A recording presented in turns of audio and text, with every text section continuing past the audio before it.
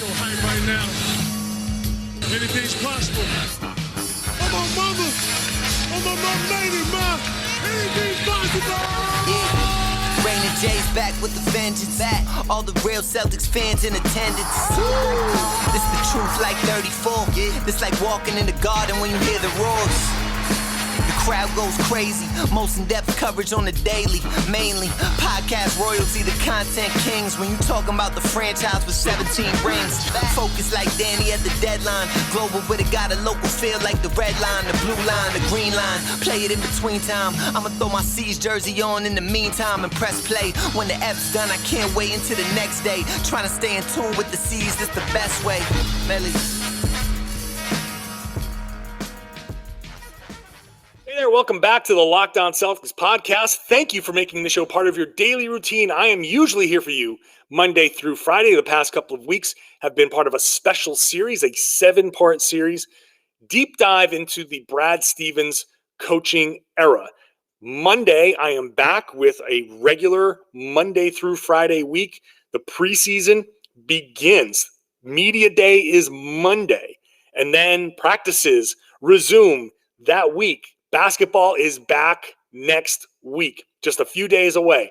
But for now, we're going to wrap up the Brad Stevens deep dive, the final couple of seasons, the end of his coaching tenure in Boston, and his move upstairs with Mike Dynon and Chuck McKenney. Everyone that you hear with an opinion says that Tatum is going to take even another leap, and he could be a top 10 player in the league. And if he is, then the Celtics are going to have a pretty good chance. And one more thing is that I heard your podcast where you said that all the excuses have been removed now. That is so true because, like, the talk, whether it was true or not, the talk was, well, the players aren't listening to Brad anymore. If that's the case, now they have a different person to listen to. So, and we don't have to worry about Kemba's knee anymore. Tristan Thompson is gone. They got some good players in there, some veteran bench scorers. The things that they needed to do to solve the problems of last season seem to have been done. And Schroeder is going to be better than Teague was. So I think, although Teague ended up winning the ring. So I was going to say, that's NBA champion Jeff Teague to you. Yeah, he's probably happy. It worked out for him. But, much like Chuck, he gets A's on group reports, group projects. So I think the last 2 years, Brad didn't have much control over things, and the results showed that. And I hope that the problems have been solved and we'll have a better year this year. Yeah, I mean, so last year, right, the Horford thing, Horford kind of leaving them, I think, and I don't think anyone expected that, internal or external. Trying to, I think I understood the Kemba move, to bring in some star power, but also a personality that was pleasant. So after everything that transpired in 2019 and 2020, that season, they still were in the Eastern Conference Finals again. And it was just like, it was still like, right? If I'm correct, Hayward had that foot injury, right? That he was coming back from. So he, in typical Hayward fashion, wasn't 100%, but they come up short. After all that, when you go back to the beginning of the season and look at how the roster was shaken up, to COVID, to Eastern Conference Finals in the bubble, it's still just like, wow. I don't care what transpired. The fact that you made it there under those circumstances, I would call that a win. In hindsight, trying to play basketball this past year, I mean, I can't imagine what it was like for these guys. But it definitely felt like whether it was Ainge adding the wrong pieces, and again, I thought Teague and Thompson seemed to fit certain needs. I thought Teague had a little something left. I was wrong. Thompson didn't necessarily have much either or fit in with his team. So those plays, those moves kind of fizzled. But yeah, there was a lot of sort of the theme this year was, why isn't Brad motivating the players, right? Well, that was the point of discussion this year, right? And then it was, well, it's this is the NBA. It's not the job of a head coach to motivate these guys. They're gonna come, the rah-rah stuff, the speeches aren't gonna impact these guys. It's just, but that was the sort of like, because this team was missing that. It was missing that sort of grit or toughness to win those games. They didn't bring it all the time. And why isn't that? Like, what can Brad do so that was the knock on Brad this year, right or wrong. But I think, you covered that with sort of Thompson infecting this team with that sort of like regular season is horseshit mentality. So I don't know. I still like to think that there's some responsibility on a coach to kind of have his players ready to play. It's not college. It's certainly not high school. But I just, and then, maybe it was a little bit of they just had grown tired some. And I never really fully bought into that argument due to all the roster turnover. You know what I mean? Like, how many guys had besides Smart had heard Brad talk for more than 5 seasons? Right. So I wasn't sure about that, but and I don't know, how much of this was Brad was just worn out. I mean, the fact that he took Ainge's job, we don't know when those discussions were. Did they happen earlier in the season? Did Ainge even, did they have a discussion before the start of the season with Ainge saying, this might be my last year? Are you interested? And who knows if that it took its toll on Brad. So many variables. Like, I don't know how you can chalk that up and judge anybody, judge their performance under those sorts of circumstances. So, yeah, I just feel like part of this was Brad was run down. That the bubble where he couldn't bring his family was huge, and the family stuff was a big deal for him. He's always with his family. His wife's his agent. Like, his family is super important to him.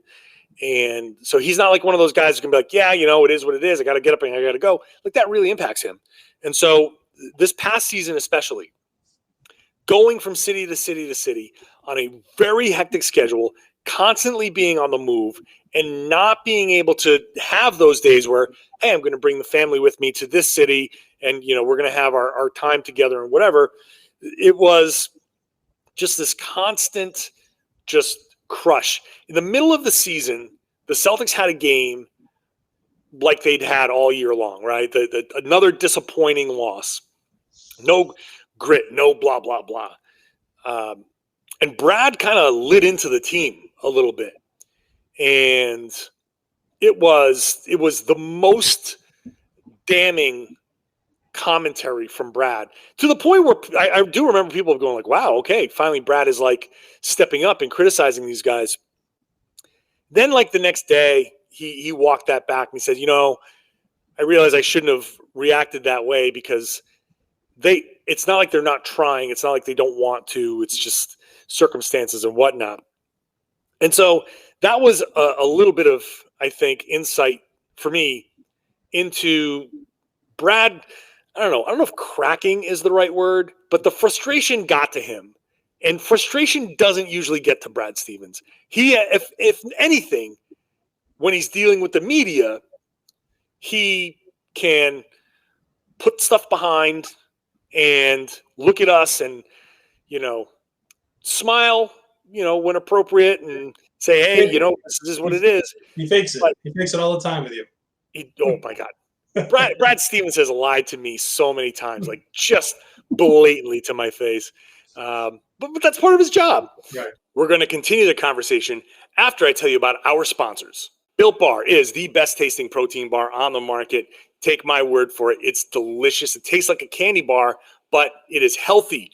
Every one of these Built Bars has 17 to 18 grams of protein, only about 130 to 180 calories, 4 to 5 grams of sugar, 4 or 5 net carbs, and you got flavors like raspberry mint brownie, German chocolate, cookies and cream. How can those delicious flavors be healthy for you. I don't know how they do it, but they do. If you've got a nut allergy, no problem. If you are on the keto diet, these work.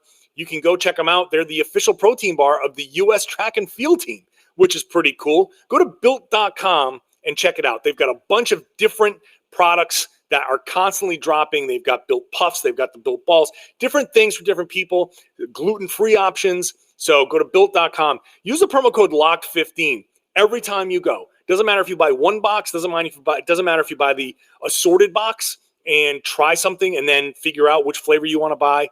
Just use that promo code LOCKED15 every time you go to built.com for 15% off. If you have excessive perspiration, then you need to try SweatBlock. It's a handy wipe that you can apply. You take a shower, you wipe this wherever your problem area is, and then you go to bed. And in the morning, you wash it off, and then it can work for up to 7 days. A doctor created that to solve his own excessive perspiration problem. It worked for him. It can work for you. It's doctor created, doctor recommended. If it doesn't work for you, they have a dry shirt guarantee. That means you will get your money back. So no risk to try it.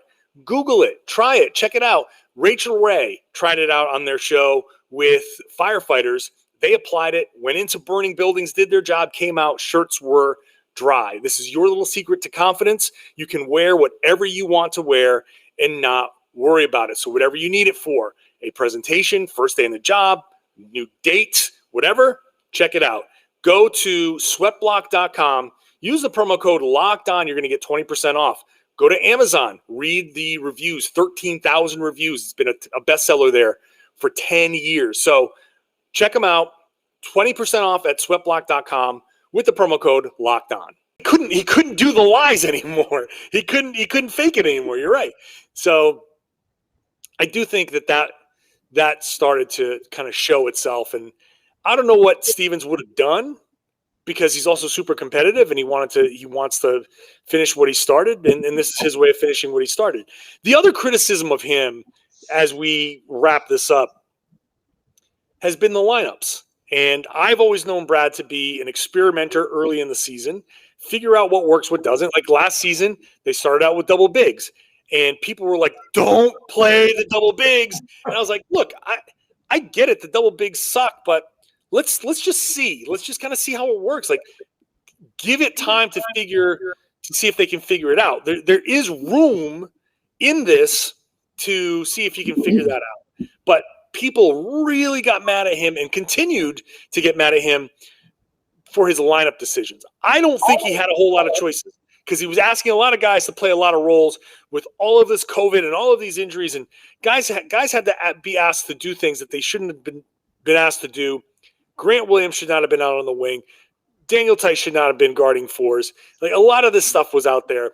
But still, the lineup decisions are a big source of criticism for Brad Stevens. So as we start to look at the overall picture with Brad, where do you think, like, do you think he has a problem or had a problem with lineups? Do you think that that's, Mike, something that necessity, or just he, I don't know, sometimes gets too mad scientist?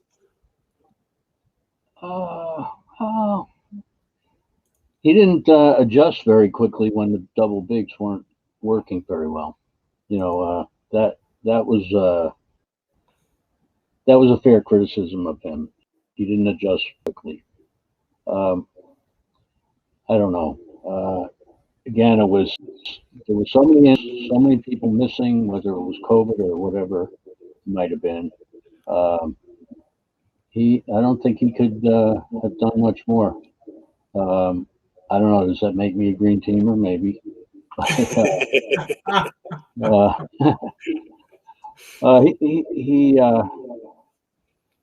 The bottom line, whether it's about lineups or anything else, this past season was he was worn down. You could see that, like you said, and there was just not the response wasn't there for whatever reason. The days of overachieving are over. All right, they needed Tatum to score 60 or 53, to win by a couple of points. It's great that he has emerged like that, Tatum. But if you have a star like that and another star like Jalen, maybe you should be doing better than you did. And they were just a mediocre team, literally 50-50. And then not having Jalen, what are you going to do? Right. They had the worst match. They couldn't come within 20 points of Brooklyn during the regular season. It was just a mess. The whole season was a mess. It's kind of like a relief, I think, for Brad. And I'm just guessing this, of course, obviously. I don't know him. But I would think he'd be relieved just to have a different role now. And maybe, like you say, have more time with his family, not have to worry about the day-to-day coaching and the stress of that and all the preparation that you have to do. And I think it's probably for the best for the team. I like Ime Udoka. That hiring was great. I would have liked Sam Cassell, but Udoka is like a younger Sam Cassell. And I think probably in the long run, this will be good for Brad. I hope so. Just to jump on that, the rotations point. I think it was a couple of things were at play. One, the Celtics always seem to lack veteran bench players who could contribute. They just, since whatever it was, 2016, 2017, over the last few years, they just lacked sort of veteran bench players. And Brad also, so I would put that on Ainge. But then I think Brad also had this sort of like fatal flaw where he would just kind of like not fall in love with certain players, but he gave a lot of slack to certain players, I felt like. The prime example is being Ojale. Like, I just always felt like Ojale was Brad's binky or something. Like, I don't understand why he continued to go to him. And Jimmy did have spurts. I think at the start of this year, he had a really good stretch. But there were just so many times where I was like, he's still going to Ojale. Like, Ojale, as a defensive player, I could just see him getting lost on the court. He's a guy who would play hard defense for 20 minutes and not record a steal, a deflection, or a block shot. He's one of those guys. But it just seemed like Brad just envisioned guys excelling in certain roles and maybe gave a little bit too much slack. And I think Ojale was kind of like, is my reason for saying that. But then, also to go back to what, the criticism about Ainge and the veteran depth, and you look at what Brad has done in his role now. I mean, I know they brought Horford back. That was part of getting rid of Kemba and kind of cleaning that up. But veteran player there, Josh Richardson, kind of a veteran player. He brought back Cantor, veteran player. Not that these guys are perfect, but it just, last year it was, who was he relying on? It's just these young guys. It was just the Neesmiths, the Grant Williams, the Pritchards, like just all these young players. Ainge just seemed to have this, he just refused to invest in some type of veteran contributor. And we're seeing that Brad, doesn't necessarily believe in that. Well, go ahead, Mike. Yeah, that was one of the weaknesses of the team the past couple of years, is they had such a weak bench because they had all these young guys, because Ainge collected all these first-round picks that ended up like middle of the first round, and he ended up using them all. He couldn't trade them away. So he used them all, so they get all these young guys on the bench, and they're not experienced. And then this past season, to get back to the rotation thing, like what about Neesmith? That was one of the big mysteries of the year. What is going on with him? He would play, and he would do well, or at least he'd hustle, and then he'd be buried on the bench for 2 weeks. And then all of a sudden he'd be back in the rotation. Then he was starting a couple of times. And, so it was all over the place. And again, there were reasons for that. But if you're not doing well, if you're a 50-50 team, why not see what you got with Neesmith and let him play on a regular basis? Well, Brad didn't do that. And I'm glad the season is over. Can we time to move on? Time to move forward. Let's please give us something to be happy about again. Back to wrap up today's show in just a minute. First, got to tell you about today's sponsors. Don't let the stress of daily life weigh on your body, whether you're an elite athlete or somebody like me who is sitting in front of a computer all day long. Just trying to make it through the day tension-free is tough, and Theragun can help. It's a handheld percussive therapy device that releases your deepest muscle tension using a scientifically calibrated combination of depth, speed, and power. And it's as quiet as an electric toothbrush. There's no substitute for the Theragun Gen 4, whether you want to treat your muscle tension from working out, an injury, or just the stresses of everyday life. It goes 60% deeper than vibration alone. It has an OLED screen and a design that make you feel like you're holding something from the future. Just go to their site, check it out, and even the Theragun app learns from your behaviors and suggests guided routines. It's trusted by 250 professional sports teams like Real Madrid, elite athletes like Paul George, DeAndre Hopkins, Maria Sharapova, and hundreds of thousands of customers.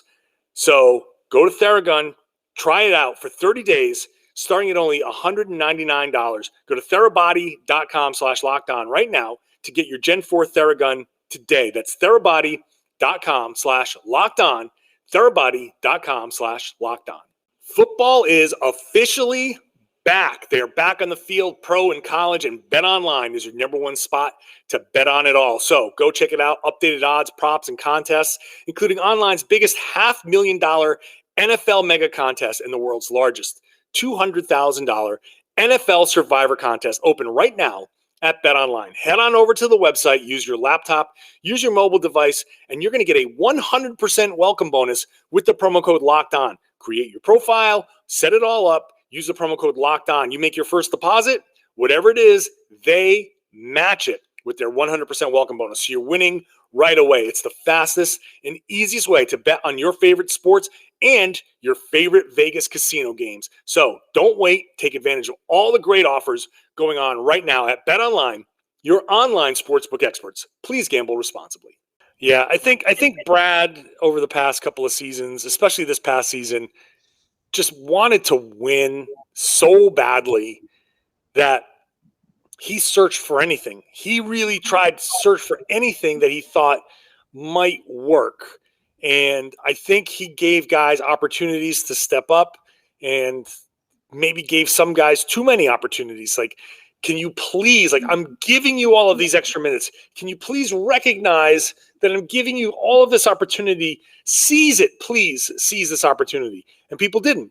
And I think partly because he would see the potential in a lot of guys, but so much of that would never be realized. And when it comes to the lineups, I think Brad was very hopeful that guys would take that step into being what he thought they could be. And he's like even Shemmy, Grant Williams, Jeff Teague, guys like, hey, Grant, we need you to be a 3 sometimes. We need you to go out there and guard the 3, and he'd go out there and just get ripped. And you say, okay, that should not happen. But Brad's like, well, first of all, I don't have anybody else. Second of all, I need you to become this. Like when he put Romeo Langford in at point guard one day, you're like, oh, that's an interesting move. He was so grasping at straws by the end. Part of that is Danny's fault. Part of it is Brad for just not saying, you know what, screw it, I'm doing this. But this goes into the NBA and politics of, well, we just signed Tristan Thompson. We have to play him. But Daniel Tice is our best chance at winning. He's on the floor. He knows these guys. So let's give this crazy lineup a shot, right? And it didn't work, and he was trying to make it work and giving it time, and it did actually get a little bit better, but never where it needed to be. And this was the thing. And I think this is part of why he stepped down. I think another part of this is if I'm going to be a coach, I want to coach which means I want to play the guys that I want to play, and I don't want to put guys on the floor because we just signed them and we want them to either re-sign or not be disruptive. Their personalities are fragile, and if I don't play him, he's going to go into the locker room and be disruptive. Or I don't want the media to be asking me questions, so I've got to do this, and I'm getting pressure from this. I think Brad Stevens just wants to coach a damn basketball game. This is what I see. These are the matchups that I see. These are the players I want to play, and that's it. Well, then why doesn't he take the $70 million and go lifetime contract and go to Indiana? That's what he wants. It seems like he can have any college job he wants. His name always comes up. I think because he wants to be an NBA, he wants to be in the NBA. Like, this is the highest level. He wants to do it at the highest level. Yeah. But I think part of this is the realization, like, look, and maybe the coaching bug will come back. Plenty of people are saying that he's only going to be in this job for a few years and then he's going to leave. Entirely possible. But I think there is some percentage that of him saying, if I'm going to be a coach, I just want to coach, and I don't want this other crap that goes along with it. And being in this role, he at least gets to see this is still a role that he played in college. The recruiting, the assembling, all of that stuff. I just don't know how much of this that is the loving the sidelines, loving the action, loving being in the game. I do think there's some level of unfinished business because he is super, super competitive. But he wants to come into the NBA and win a championship in the NBA, whether it's as a coach or as an executive. This is, I think, he just wants to do that. That's what he wants to do.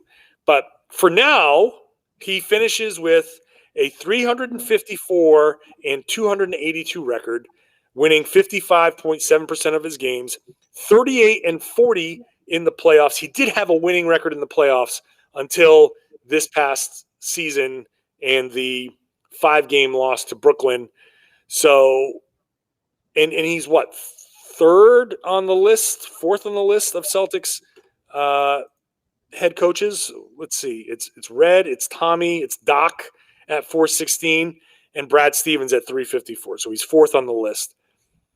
Overall, look, there are going to be people who say he didn't win a championship, so he wasn't successful, which I don't agree with that at all. Now, he didn't win a championship, so he wasn't as successful as he could have been. But I think, by and large, this was a successful coaching tenure.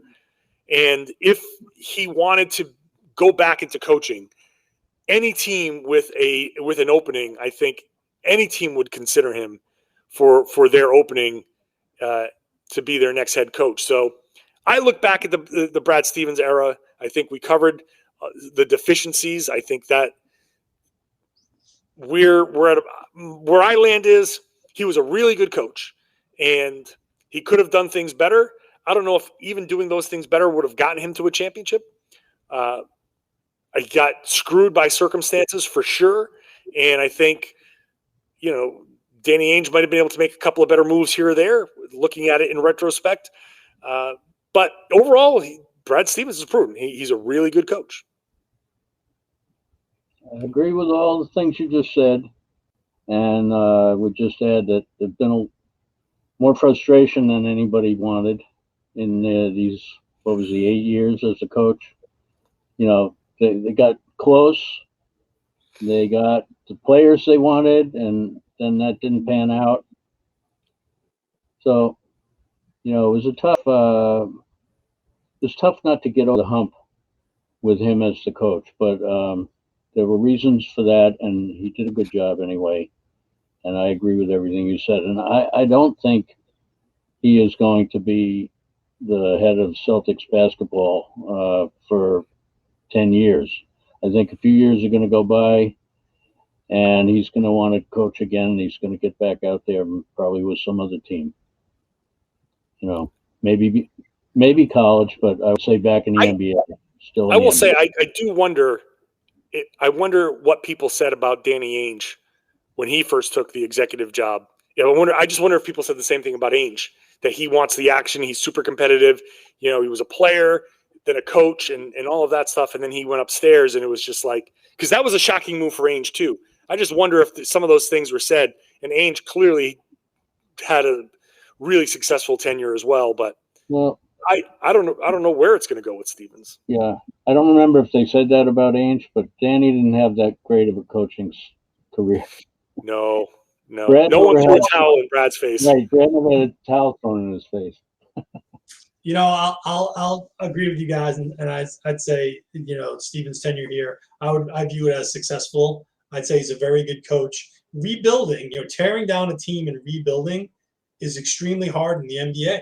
Unless you land on one of these rare generational talents in the draft early on, it can be hard.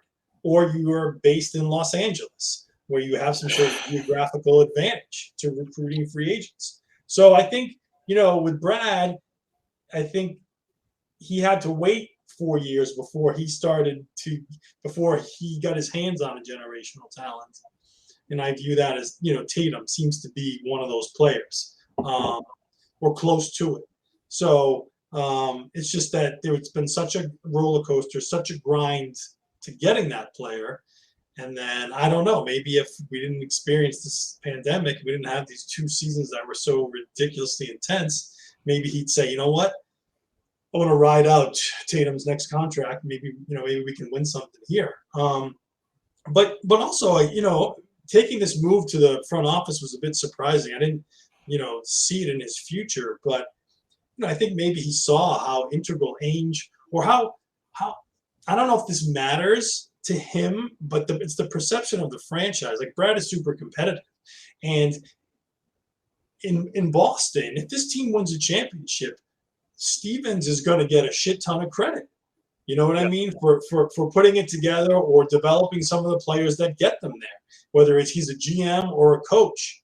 So I think, you know, like Ainge got a lot of credit for building, you know, off the moves for the last for the new big three. I think if this team wins a title in the next 3 years, Stevens is going to get a shit ton of credit, and that should, you know, hopefully help satisfy that, you know, his competitive nature and his desire to say, I've made it in the NBA.